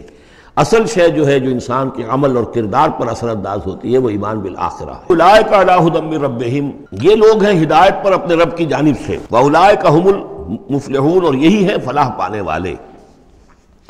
وَمِنَ النَّاسِ مَن يَشْتَرِي لَهْوَ الْحَدِيثِ لِيُضِلَّ عَن سَبِيلِ اللَّهِ بِغَيْرِ عِلْمٍ، لوگوں میں سے کچھ ایسے بھی ہیں کہ جو کھیل کی باتیں خریدتے ہیں، کھیل کود، اور تاکہ لوگوں کی توجہ ادھر ہو جائے۔ اور یہ باقاعدہ کیا ہے نضر بن حارث، جو رؤسائے قریش میں سے تھا، اور اس شخص کا معاملہ یہ تھا کہ یہ حضور کے شدید ترین مخالفین میں سے تھا۔ اس نے یہ کیا کہ یہ لوگ جو ہیں، چونکہ عربوں کے اندر ذوق تو تھا، ان کے ہاں اچھے شاعروں کی بڑی قدر تھی، خطبہ ادب جو ہے، فصاحت و بلاغت جو ہے، اس سے ان کو دلچسپی تھی، قرآن مجید کی فصاحت اور بلاغت انہیں اپنی طرف کھینچتی تھی۔ وہ چاہتے تھے کہ یہ لوگ سنیں ہی نہ، تو وہ کہیں سے شام گیا اور وہاں سے کوئی گانا گانے والی ایک لونڈی لے آیا جو بہت اچھا گانا گاتی تھی، اور اس کی محفلیں اس نے منعقد کرانی شروع کر دی تاکہ لوگ آئیں یہاں پر اور یہ اس میں مگن رہیں، اور رات کا وقت وہاں لگائیں تو دن میں سوئیں۔ بہرحال کسی طریقے سے ان کی توجہات جو ہے اس کو محمد کی طرف سے ہٹا کر صلی اللہ علیہ وسلم تو ان چیزوں میں لگا دیا جائے۔ اور یہ اچھی طرح سمجھ لیجئے کہ اس وقت دنیا میں یہ کھیلوں کا معاملہ، سپورٹس کا، گیمز کا معاملہ، اور پورے ذرائع ابلاغ کے اوپر معلوم ہوتا ہے چھائی ہوئی شے یہ ہے۔ ٹی وی کے اوپر تو معلوم ہوتا ہے کہ دنیا کی اہم ترین شے جو ہے وہ یہ گیمز ہیں، ان کے ٹورنامنٹس ہیں، وہ وہاں ہو رہا ہے، یہاں ہو رہا ہے، وہاں ہو رہا ہے، یہاں ہو رہا ہے، یہ ٹینس کا ہے، یہ فلاں کا ہے، یہ تیراکی کا ہے، اور یہ گیم، اس لیے کہ اسی کو دیکھتے رہو۔ جو بھی وقت کوئی فارغ ہے، ظاہر بات ہے کہ کہیں ایسا نہ ہو کہ کہیں بیٹھے بیٹھے کہیں اچانک خیال ہی آ جائے کہ بھئی سوچے انسان میں ہوں کون، کہاں سے آیا ہوں، کہاں جا رہا ہوں، زندگی کا مال کیا ہے، مقصد کیا ہے، اپنی حالات کے بارے میں ہی سوچے، دنیا کدھر جا رہی ہے، قوم کدھر جا رہی ہے، ملک کدھر جا رہا ہے، نہیں، ان کو مست رکھو۔ وہ اقبال نے تو کہا تھا کہ ابلیس نے یہ کہا اپنے کارندوں سے کہ مست رکھو ذکر و فکر صبح گاہی میں اسے، اور پختہ تر کر دو مزاج خانقاہی میں اسے۔ اس سے اگلی بات ہے کہ جو آج دنیا کے ابلیسوں نے جو ایجاد کی ہے کہ یہ کھیل کود، اسی طریقے سے یہ ایکٹرز، یہ ڈرامے، اور پھر ان کے ایکٹرز اور ایکٹریسز کی زندگیاں اور ان کے جو بھی سکینڈلز ہوں، جس طریقے سے کہ ان کو دنیا میں پھیلایا جا رہا ہے تاکہ وہ نوجوان نسل بھی بس ان دلچسپی میں پڑی رہے، تو یہ ہے اصل میں وہ فلسفہ۔ وَمِنَ النَّاسِ مَن يَشْتَرِي لَهْوَ الْحَدِيثِ، کھیل کود کی چیزیں خریدتے ہیں وہ لوگ، لِيُضِلَّ عَن سَبِيلِ اللَّهِ، تاکہ اللہ کے راستے سے گمراہ کریں، بغیر علم، بغیر علم کے۔ وَيَتَّخِذَهَا هُزُوًا، اور اللہ تعالیٰ کا جو معاملہ ہے اس کو یہ ہنسی ٹھٹا بنا دیں۔ اولئک لہم عذاب مہین، یہ وہ لوگ ہیں کہ جن کے لیے اہانت آمیز عذاب ہے۔ وَإِذَا تُتْلَىٰ عَلَيْهِ آیاتنا وَلَّىٰ مُسْتَكْبِرًا، اور جب اسے سنائی جاتی ہیں ہماری آیات تو وہ وَلَّىٰ اپنی قبر پیٹھ موڑ کر چل دیتا ہے، مستکبرًا استکبار کرتے ہوئے، کأن لم یسمعها، جیسے کہ اس نے سنی ہی نہیں، کأن فی اذنیہ وقرا، گویا کہ اس کے کانوں میں کوئی ثقل ہے، بوجھ ہے، اس نے سنا ہی نہیں کیا محمد نے سنایا ہے۔ فَبَشِّرْهُ بِعَذَابٍ أَلِيمٍ، یہ سارا جو ہے یہ اس نضر بن حارث کے لیے یہ آیات نازل ہوئی ہیں۔ تو اے نبی اس شخص کو دردناک عذاب کا آپ کی بشارت دے دیجیے۔ ان الذین آمنوا وعملوا الصالحات لہم جنات النعیم، یقیناً وہ لوگ جو ایمان لائے اور جنہوں نے نیک عمل کیے ان کے لیے نعمتوں بھرے باغات ہیں، خالدین فیہا، جس میں وہ ہمیشہ ہمیش رہیں گے۔ وعد اللہ حقا، یہ اللہ کا وعدہ ہے جو سچا ہے، پختہ ہے، اٹل ہے، حتمی ہے، یقینی ہے۔ وہو العزیز الحکیم، اور وہ زبردست ہے، حکمت والا۔ خلق السماوات بغیر عمد ترونہا، اس نے آسمان بنا دیے بغیر ستونوں کے جو تمہیں نظر آتے ہوں۔ وَأَلْقَىٰ فِي الْأَرْضِ رَوَاسِيَ أَن تَمِيدَ بِكُمْ، اور اس نے زمین میں ایسے لنگر ڈال دیے ہیں کہ تمہیں لے کر ایک طرف کو لڑک نہ جائے، جھک نہ جائے۔ وَبَثَّ فِيهَا مِن كُلِّ دَابَّةٍ، اور اس میں ہر طرح کے جانور جو ہے پھیلا دیے ہیں۔ وَأَنزَلْنَا مِنَ السَّمَاءِ مَاءً، اور اس نے اتارا ہے آسمان سے پانی۔ فَأَنبَتْنَا فِيهَا مِن كُلِّ زَوْجٍ كَرِيمٍ، اور اس میں ہر طرح کے جو ہے جوڑے نباتات کے اس نے پیدا کر دیے ہیں، ہر طرح کے۔ آپ کو معلوم ہے کہ ان کی بھی فیملیز ہوتی ہیں، یہ سٹرس فیملی ہے اور یہ فلاں فیملی ہے، اس طریقے سے اللہ تعالیٰ نے ان کے بھی خاندان بنائے ہوئے۔ ھذا خلق اللہ فارونی ماذا خلق الذین من دونہ، یہ تو ہے اللہ کی تخلیق، تم بھی مانتے ہو کہ اللہ نے بنایا، پھر ذرا مجھے دکھاؤ کیا چیز بنائی ہے انہوں نے جو اس کے سوا معبود تم نے بنا لیے ہیں۔ بل الظالمون فی ضلال مبین، ظاہر ہے کہ ایسے ان کے عقیدے میں بھی یہ بات نہیں تھی۔ یہ دوسری بات ہے کہ وہ متوجہ نہیں ہوتے تھے، جو کچھ کر رہے ہیں اس کا کبھی تجزیہ نہیں کرتے تھے، لیکن یہ ہے کہ یہ ظالم جو ہے یہ کھلی گمراہی میں پڑے ہوئے ہیں۔ اب جو دوسرا رکوع آ رہا ہے سورہ مبارکہ کا، یہ ہمارے اس منتخب نصاب کا ایک اہم درس ہے، اور یہ منتخب نصاب کا پہلا حصہ ہے جو جامع اسباق، سورۃ العصر، پھر آیت البر، تیسرا سبق یہ ہے، اس لیے کہ اس میں بھی وہ انسان کی نجات کے لیے جو چیزیں لازم ہیں وہ سب کی سب ان کا ایک اسکیلیٹن سمجھیے، اس کا جو ہے ایک خاکہ جو ہے، بلو پرنٹ اس کے اندر بھی آ گیا ہے۔ اور یہ اصل میں ایک ایسے شخص کی مثال ہے جو نہ خود نبی تھے نہ کسی نبی کے پیروکار تھے، لیکن وہی جو بات میں نے بارہا آپ سے عرض کی ہے کہ سلیم الطبع انسان، سلیم الفطرت انسان، اور سلیم العقل انسان، فطرت کج نہ ہوئی ہو، پرورٹڈ نہ ہو، اور انسان کی عقل جو ہے اس کے اوپر پردے نہ پڑ گئے ہوں، تو انسان کچھ حقائق تک خود پہنچ جائے گا چاہے کسی نبی کی دعوت اس تک نہ پہنچی ہو۔ وہ مقام کیا ہے کہ وہ پہچان لے گا کہ اس کائنات کا ایک خالق ہے، وہ اکیلا ہے، وہی اس کا مدبر ہے، وہی چلا رہا ہے، وہ تمام صفات کمال سے بتمام کمال متصف ہے۔ پھر یہ کہ اس نے جو ہمیں پیدا کیا ہے تو زندگی صرف یہ زندگی نہیں ہے بلکہ کوئی اور زندگی بھی ہوگی، اس کے پاس لوٹنا بھی ہوگا، ہم اس کی طرف جائیں گے اور پھر ہمیں اپنے اعمال کا محاسبہ وہاں پر فیس کرنا ہوگا اور جزا و سزا ہوگی۔ یہاں تک انسان پہنچ سکتا ہے، یعنی ایمان ابھی نہ کہیے، ایمان تو تصدیق کو کہتے ہیں، ایمان کا لفظ تو ہوتا ہے جبکہ نبی کی دعوت کی تصدیق کی جائے تو لفظ ایمان ہے، لیکن یوں سمجھیے کہ معرفت یا حکمت، معرفت اور حکمت کے یہ دو سٹیشنز ایسے ہیں کہ جس تک انسان پہنچ جاتا ہے بغیر وحی کی رہنمائی کے، اگر اس کی فطرت سلیم ہے، اس کی عقل سلیم ہے۔ اس کے بعد وہ سوال کرتا ہے، یہی میں نے سورہ فاتحہ میں آپ کو بتایا تھا کہ سورہ فاتحہ دعا ہے، لیکن کس شخص کی دعا ہے؟ عام آدمی کی دعا نہیں ہے، وہ ہمیں تلقین تو کی گئی ہے، نماز میں ہم وہی پڑھتے ہیں، لیکن اس میں پیش نظر کیا ہے کہ ایک شخص جو اپنی سلامتی طبع، سلامتی فطرت، سلامتی عقل سے یہاں تک تو پہنچ گیا کہ الحمدللہ رب العالمین الرحمن الرحیم مالک یوم الدین ایاک نعبد، یہاں تک تو وہ پہنچ گیا ہے۔ اے رب پھر تیری ہی بندگی کرنی چاہیے، تیری ہی مرضی پر چلنا چاہیے، لیکن تیری مرضی کس شے میں ہے یہ ہمیں معلوم نہیں، تو کس چیز سے راضی ہوتا ہے، کس سے ناراض ہوتا ہے یہ ہمیں معلوم نہیں،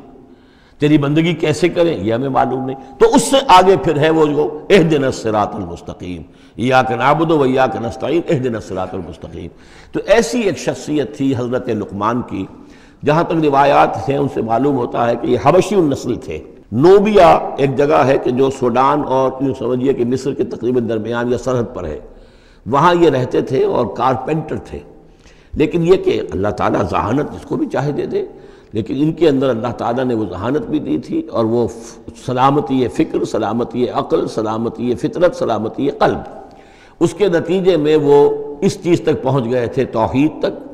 اور اس کے ساتھ ہی یہ ہے کہ اعمال انسان کے جو ہیں وہ ضائع جانے والے نہیں ہیں، ان کا کوئی نہ کوئی بدلہ مل کر رہے گا۔ باقی یہ کہ جو چیزیں وہی سے معلوم ہوتی ہیں، جنت دوزخ، وہ تو ان کے تذکرہ نہیں ملے گا اس کے اندر، جو چیزیں، اور کسی رسول کا تذکرہ بھی نہیں ملے گا، اس لیے کہ وہ کسی رسول کے امتی ہوتے تو تذکرہ کرتے۔ یہاں انہوں نے جو اپنی ایک حکیم اور دانا انسان نے اپنے ساری عمر کے سوچ کا جو لب لباب ہے، خلاصہ ہے، حاصل ہے، وہ اپنے بیٹے کو اپنے انتقال کے وقت وصیت کی شکل میں منتقل کیا ہے، اور اس کو اللہ تعالیٰ نے قرآن میں نقل کر دیا، کیونکہ ان کے اقوال کوٹ کیے جاتے تھے۔ جیسے ہم کوئی تقریر کرتے ہیں تو کبھی علامہ اقبال کا حوالہ دیتے ہیں، ان کا شعر کوٹ کر دیتے ہیں، کبھی کسی اور کا۔ تو یہ بھی اصل میں عرب میں خطباء اور شعراء جانتے تھے کہ یہ لقمان جو ہیں یہ بہت ہی حکیم اور دانا انسان تھے، اور ان کے اقوال جو ہیں کوٹ کیے جاتے تھے اشعار میں بھی اور خطبات میں بھی۔ تو اللہ نے بتایا کہ دیکھو یہ لقمان بھی جو اپنی سلامتی طبع اور سلامتی فکر کی وجہ سے جہاں تک پہنچا، وہ وہی اصول ہے کہ جن کی طرف محمد تمہیں دعوت دے رہے ہیں صلی اللہ علیہ وسلم۔ وَلَقَدْ آتَيْنَا لُقْمَانَ الْحِكْمَةَ، اور ہم نے لقمان کو دانائی عطا کی۔ دانائی کا نتیجہ کیا تھا؟ انشکر للہ، کہ شکر کرو اللہ کا۔ دانائی کا تقاضا، فطرت کی سلامتی کا تقاضا کیا ہے؟ جو بھی آپ کے ساتھ بھلائی کرے اس کے لیے ایک احسان مندی کی جذبات آپ میں پیدا ہونے چاہیے۔ اگر نہیں ہو رہا ہے تو فطرت جو ہے پرورٹڈ ہے، بس ہو گئی، جو بھی بھلائی کرے۔ اور عقل کا تقاضا کیا ہے کہ اصل جو ہے منعم اس کو پہچان لیا جائے، اور وہ اللہ ہے۔ تو نتیجہ کیا نکلے گا؟ وہ سلامتی طبع جمع سلامتی عقل، تو اللہ کو پہچان لیا جائے اور کہا جائے الحمدللہ، جہاں سے قرآن مجید شروع ہوتا ہے۔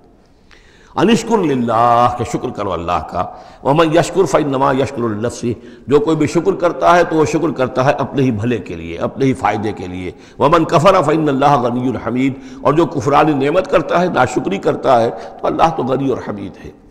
وَإِذْ قَالَ لُقْمَانُ لِابْنِهِ، اب یہاں سے حضرت لقمان کی وہ نصیحتیں ہیں جو انہوں نے اپنے بیٹے کو کی ہیں، یہاں مذکور نہیں ہے، لیکن مراد یہی ہے کہ انتقال کے وقت، جیسے کہ کوئی شخص دولت مند ہے تو وہ اپنے انتقال کے وقت اپنے بیٹوں کو، یا اگر بیٹا ایک ہی ہے تو اسے بتائے گا کس سے لینا ہے، کس کو دینا ہے، کیا حساب کتاب ہے، کہاں کہاں میرے ایسٹس ہیں۔ کوئی دفینہ ہے تو بھی بتائے گا کہ میرا وہاں فلاں جگہ پر دولت دفن ہے۔ ایک حکیم انسان کے پاس اصل شے اس کی ساری عمر کے غور و فکر کا جو حاصل ہے کہ میں نے جو کچھ سوچا ہے، میں نے جو کچھ بھی حاصل کیا ہے اپنی فطرت سلیمہ اور عقل سلیم کی رہنمائی میں، وہ میں تمہیں منتقل کر رہا ہوں۔ وَإِذْ قَالَ لُقْمَانُ لِابْنِهِ وَهُوَ يَعِظُهُ، یاد کرو جب کہ کہا لقمان نے اپنے بیٹے سے اور وہ اسے نصیحت کر رہے تھے، یا بنی لا تشرک باللہ، نمبر ایک اللہ کے ساتھ شرک مت کیجو، ان الشرک لظلم عظیم، یقیناً شرک بہت بڑا ظلم ہے، بہت بڑا ظلم ہے، سب سے بڑی ناانصافی۔ عربی زبان میں ظلم کہتے ہیں وضع الشیء فی غیر محلہ، کسی شے کو ہٹا کر اس کی اصل مقام سے ہٹا کر کہیں اور رکھ دینا، یہ ظلم ہے۔ اللہ خالق ہے تنہا، باقی سب مخلوق ہیں، اب آپ نے مخلوق میں سے کسی کو اللہ کے برابر کر دیا، یا اللہ کو کسی اعتبار سے گرا کر مخلوق کی صف میں لا کے کھڑا کر دیا، تو اس سے بڑا شر، اس سے بڑی ظلم، اس سے بڑی ناانصافی، اس سے بڑا ظلم کوئی نہیں۔ وَإِذْ قَالَ لُقْمَانُ لِابْنِهِ وَهُوَ يَعِظُهُ يَا بُنَيَّ لَا تُشْرِكْ بِاللَّهِ إِنَّ الشِّرْكَ لَظُلْمٌ عَظِيمٌ، اور اس کے بعد فوراً ہی اللہ تعالیٰ نے اپنی طرف سے ایک بات ایڈ کی ہے۔ یہ چوتھا مقام آ گیا ہے کہ جہاں اللہ کے حق کے فوراً بعد والدین کا حق۔ ظاہر بات ہے کہ حضرت لقمان کو یہ بات کچھ یعنی مناسب نہیں معلوم ہوئی کہ وہ اپنا حق بھی بیان کریں، لہذا اس کی تکمیل کر دی ہے اللہ تعالیٰ نے۔ وَوَصَّيْنَا الْإِنسَانَ بِوَالِدَيْهِ، اور ہم نے وصیت کی انسان کو اس کے والدین کے بارے میں، اور والدین میں سے بھی خاص طور پر والدہ، اس لیے کہ زیادہ مشقت وہ جھیلتی ہے، زیادہ تکلیفیں بچوں کی پرورش میں ماں کو برداشت کرنی پڑتی ہے۔ وَوَصَّيْنَا الْإِنسَانَ بِوَالِدَيْهِ حَمَلَتْهُ أُمُّهُ وَهْنًا عَلَى وَهْنٍ، اسے اٹھائے رکھا، وہ جو حمل ہے اس کے اپنے جسم کے اندر اٹھائے رکھا اس نے اس کو، وَهْنًا عَلَى وَهْنٍ، کمزوری پر کمزوری جھیل کر، وَفِصَالُهُ فِي عَامَيْنِ، پھر اس کا دودھ چھڑانا ہوا 2 سال میں سے، پھر یہ کہ پہلے 9 مہینے تو جونک کی طرح اس کے جسم کے اندر خون چوستا رہا، اور اس کے بعد پھر جو ہے دودھ اس کا جو ہے پیا ہے، تو وہ بھی اس کی توانائیاں اور اس کی قوت ہی ہے کہ جو دودھ کی شکل میں اس کے لیے غذا بنی ہے۔ انشکر لی ولوالدیک، کہ شکر کرو میرا اور اپنے والدین کا، الی المصیر، اور میری طرف تم کو لوٹ کر آنا ہے۔ اب دیکھیے جیسے میں نے وہاں عرض کیا تھا کہ سورہ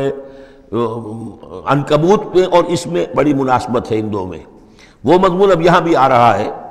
کہ اگر یہ 2 حق ٹکرا جائیں، ایک حق اللہ کا ہے شرک نہ کیا جائے، ایک حق والدین کے ساتھ حسن سلوک ہے، اب یہ ٹکرا گئے، والدین کہہ رہے ہیں شرک کرو، اب کیا کریں؟ وَإِن جَاهَدَاكَ عَلَىٰ أَن تُشْرِكَ بِي مَا لَيْسَ لَكَ بِهِ عِلْمٌ، اگر وہ تم سے جہاد کریں، تم پر دباؤ ڈالیں، تم سے لڑیں، تم سے جھگڑیں، اور تمہیں مجبور کریں کہ تم شریک کرو اور شرک کرو میرے ساتھ ایسی چیز کا کہ جس کا تمہارے پاس کوئی علم نہیں ہے، فَلَا تُطِعْهُمَا، تو ان کا کہنا مت مانو۔ وہاں پر بھی یہ مضمون آ چکا، یہاں دوبارہ آ گیا کہ ان کے حقوق ایک حد تک ہیں، اس سے آگے بڑھ کر وہ اللہ کے حقوق پر ڈاکہ ڈالنے لگے، بازی بازی بارش بابا ہم بازی، ان کے حقوق اللہ کے حقوق کے برابر نہیں ہو سکتے، ان کے حقوق اللہ کے حقوق سے فائق نہیں ہو سکتے، اس کے نیچے نیچے ہیں۔ تو شرک نہیں۔ البتہ یہاں یہ ذہن میں رکھیے کہ شرک صرف بت پرستی کو نہیں کہتے، لا تشرک، شرک کی کوئی قسم بھی ہو۔ اب اللہ کے کسی ایک حکم کو اگر والدین کہتے ہیں توڑو، اس کا کیا مطلب ہے؟ یہ شرک کا حکم دے رہے ہیں؟ اس لیے کہ آپ نے والدین کے کہنے پر اللہ کے حکم کی خلاف ورزی کی، اس کا مطلب ہے کہ آپ نے مطاع اور معبود والدین کو بنا لیا۔ نفس کے کہنے پر آپ حرام کے اندر منہ مار رہے ہیں تو آپ کا جو حرام جو دولت ہے وہ آپ کا معبود ہے، اور آپ کا نفس آپ کا معبود ہے۔ ارأیت من اتخذ الہہ ہواہ، کیا تم نے دیکھا اس شخص کو جس نے اپنی خواہش نفس کو اپنا معبود بنا لیا؟ تو شرک کا مفہوم جو ہے اس کا پورا وسیع مفہوم، اور جیسا کہ اس سے پہلے بھی تذکرہ ہو چکا ہے، اس پر الحمدللہ کہ میں نے تقریباً 20 سال پرانی بات ہے یہ، کہ میں نے اقسام حقیقت و اقسام شرک پر 6 گھنٹے کے کیسٹس جو ہیں میرے وہ ریکارڈڈ ہیں اور موجود ہیں۔ تو اس حوالے سے اس کو یہ نہیں سمجھنا چاہیے کہ شرک سے مراد صرف بت پرستی ہے۔ وَإِن جَاهَدَاكَ عَلَىٰ أَن تُشْرِكَ بِي مَا لَيْسَ لَكَ بِهِ عِلْمٌ فَلَا تُطِعْهُمَا، لیکن دیکھیے یہ ہے اللہ تعالیٰ کی تعلیم، اس کے اندر کیا توازن ہے۔ اس کا یہ مطلب نہیں ہے کہ والدین کے سارے حقوق ہی ساقط ہو گئے۔ اگر والدین مشرک ہیں، تمہیں شرک کرنے کا حکم دے رہے ہیں تو ان کا یہ حکم تو نہیں مانو گے، لیکن ان کے ساتھ حسن سلوک پھر بھی کرنا ہے۔ والد تو ہے نا، وہ والدہ تو ہے نا۔ وَصَاحِبْهُمَا فِي الدُّنْيَا مَعْرُوفًا، دنیا میں ان کے ساتھ رہو بہتر انداز میں، صحیح انداز میں خدمت ان کی کرو، اگر انہیں ضرورت ہے تو اپنا مال ان پر خرچ کرو۔ اس کے اندر یہ نہیں ہوگا کہ سارے حقوق ساقط ہو گئے، اب انہیں گالیاں دینی شروع کر دو یا ان کو جو ہے ستانا شروع کر دو، نہیں۔ لیکن اگر وہ اللہ کے حکم کے خلاف کوئی حکم دیتے تو مت مانو۔ وَاتَّبِعْ سَبِيلَ مَنْ أَنَابَ إِلَيَّ، اور پیروی کرو اس شخص کے راستے کی کہ جو میری طرف اپنا رخ کر چکا ہے۔ یعنی والدین کا اتباع نہیں ہے، والدین کی اطاعت نہیں ہے، والدین کے ساتھ حسن سلوک ہے۔ اطاعت ہوگی اگر اللہ کی اطاعت کے مطابق، اس کے دائرے کے اندر تو اطاعت بھی ہوگی، لیکن بالفعل اور آزادانہ کوئی اطاعت نہیں والدین کی۔ کہیں بھی قرآن مجید میں نہیں آیا اپنے والدین کی اطاعت کرو۔ کیا حکم دیا گیا؟ حسن سلوک، نیک سلوک، ان کی ضرورت، ان کی خبر گیری ہے، ان کی خدمت ہے، ان کی ضروریات کا لحاظ رکھنا، اس کا حکم ہے۔ باقی پیروی کرو اس شخص کی جس نے اپنا رخ میری طرف کر لیا ہے، وہ کوئی بھی ہے۔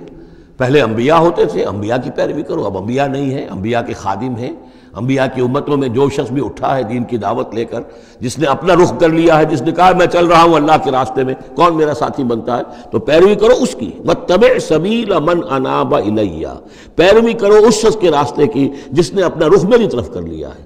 ثُمَّ إِلَيَّ مَرْجِعُكُمْ، پھر میری ہی طرف تم سب کا لوٹنا ہے۔ والدین بھی یہیں آ جائیں گے میرے پاس، تم بھی آ جاؤ گے۔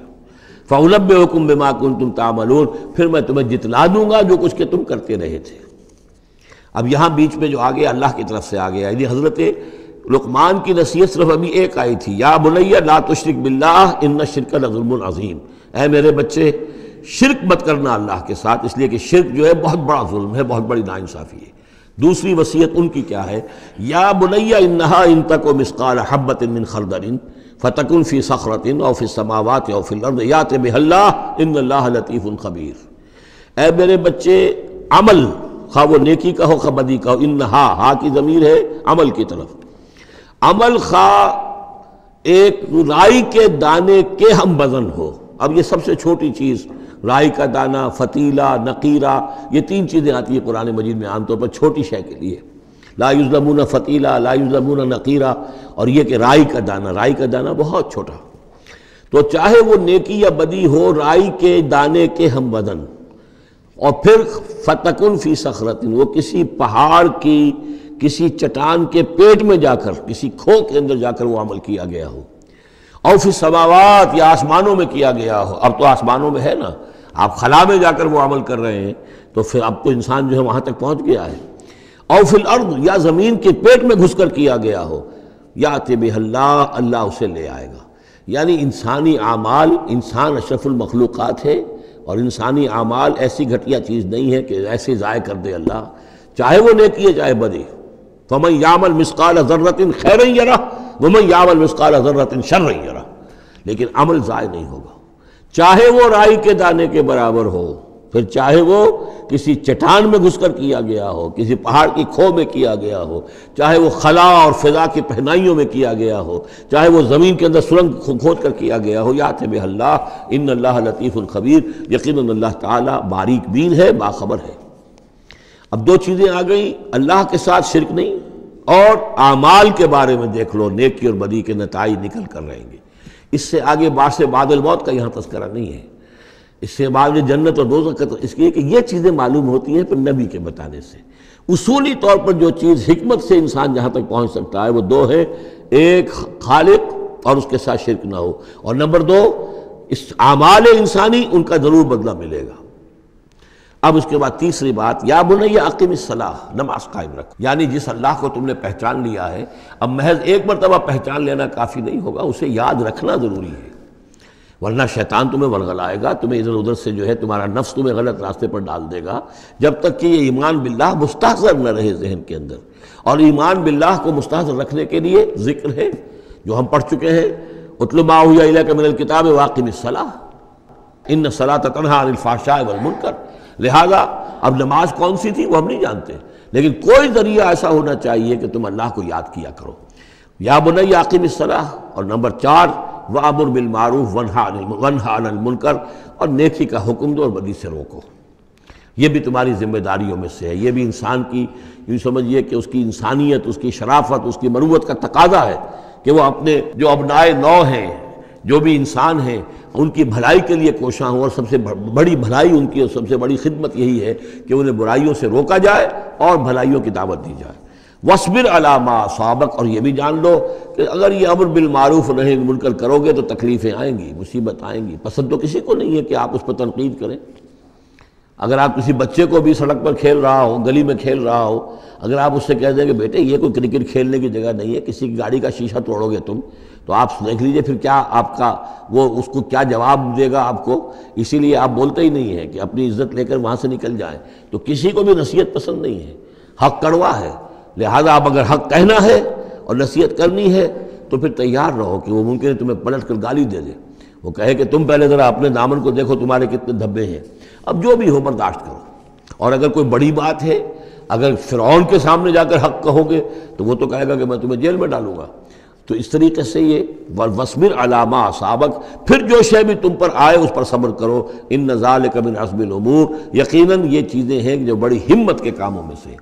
گویا کہ وہ چاروں چیزیں اس میں آ گئیں، وَالْعَصْرِ إِنَّ الْإِنسَانَ لَفِي خُسْرٍ إِلَّا الَّذِينَ آمَنُوا وَعَمِلُوا الصَّالِحَاتِ وَتَوَاصَوْا بِالْحَقِّ وَتَوَاصَوْا بِالصَّبْرِ۔ یہاں اصطلاحات ذرا علیحدہ ہو گئی، تواصی کی بجائے امر بالمعروف نہی عن المنکر آ گیا، صبر جو کا تو ہے،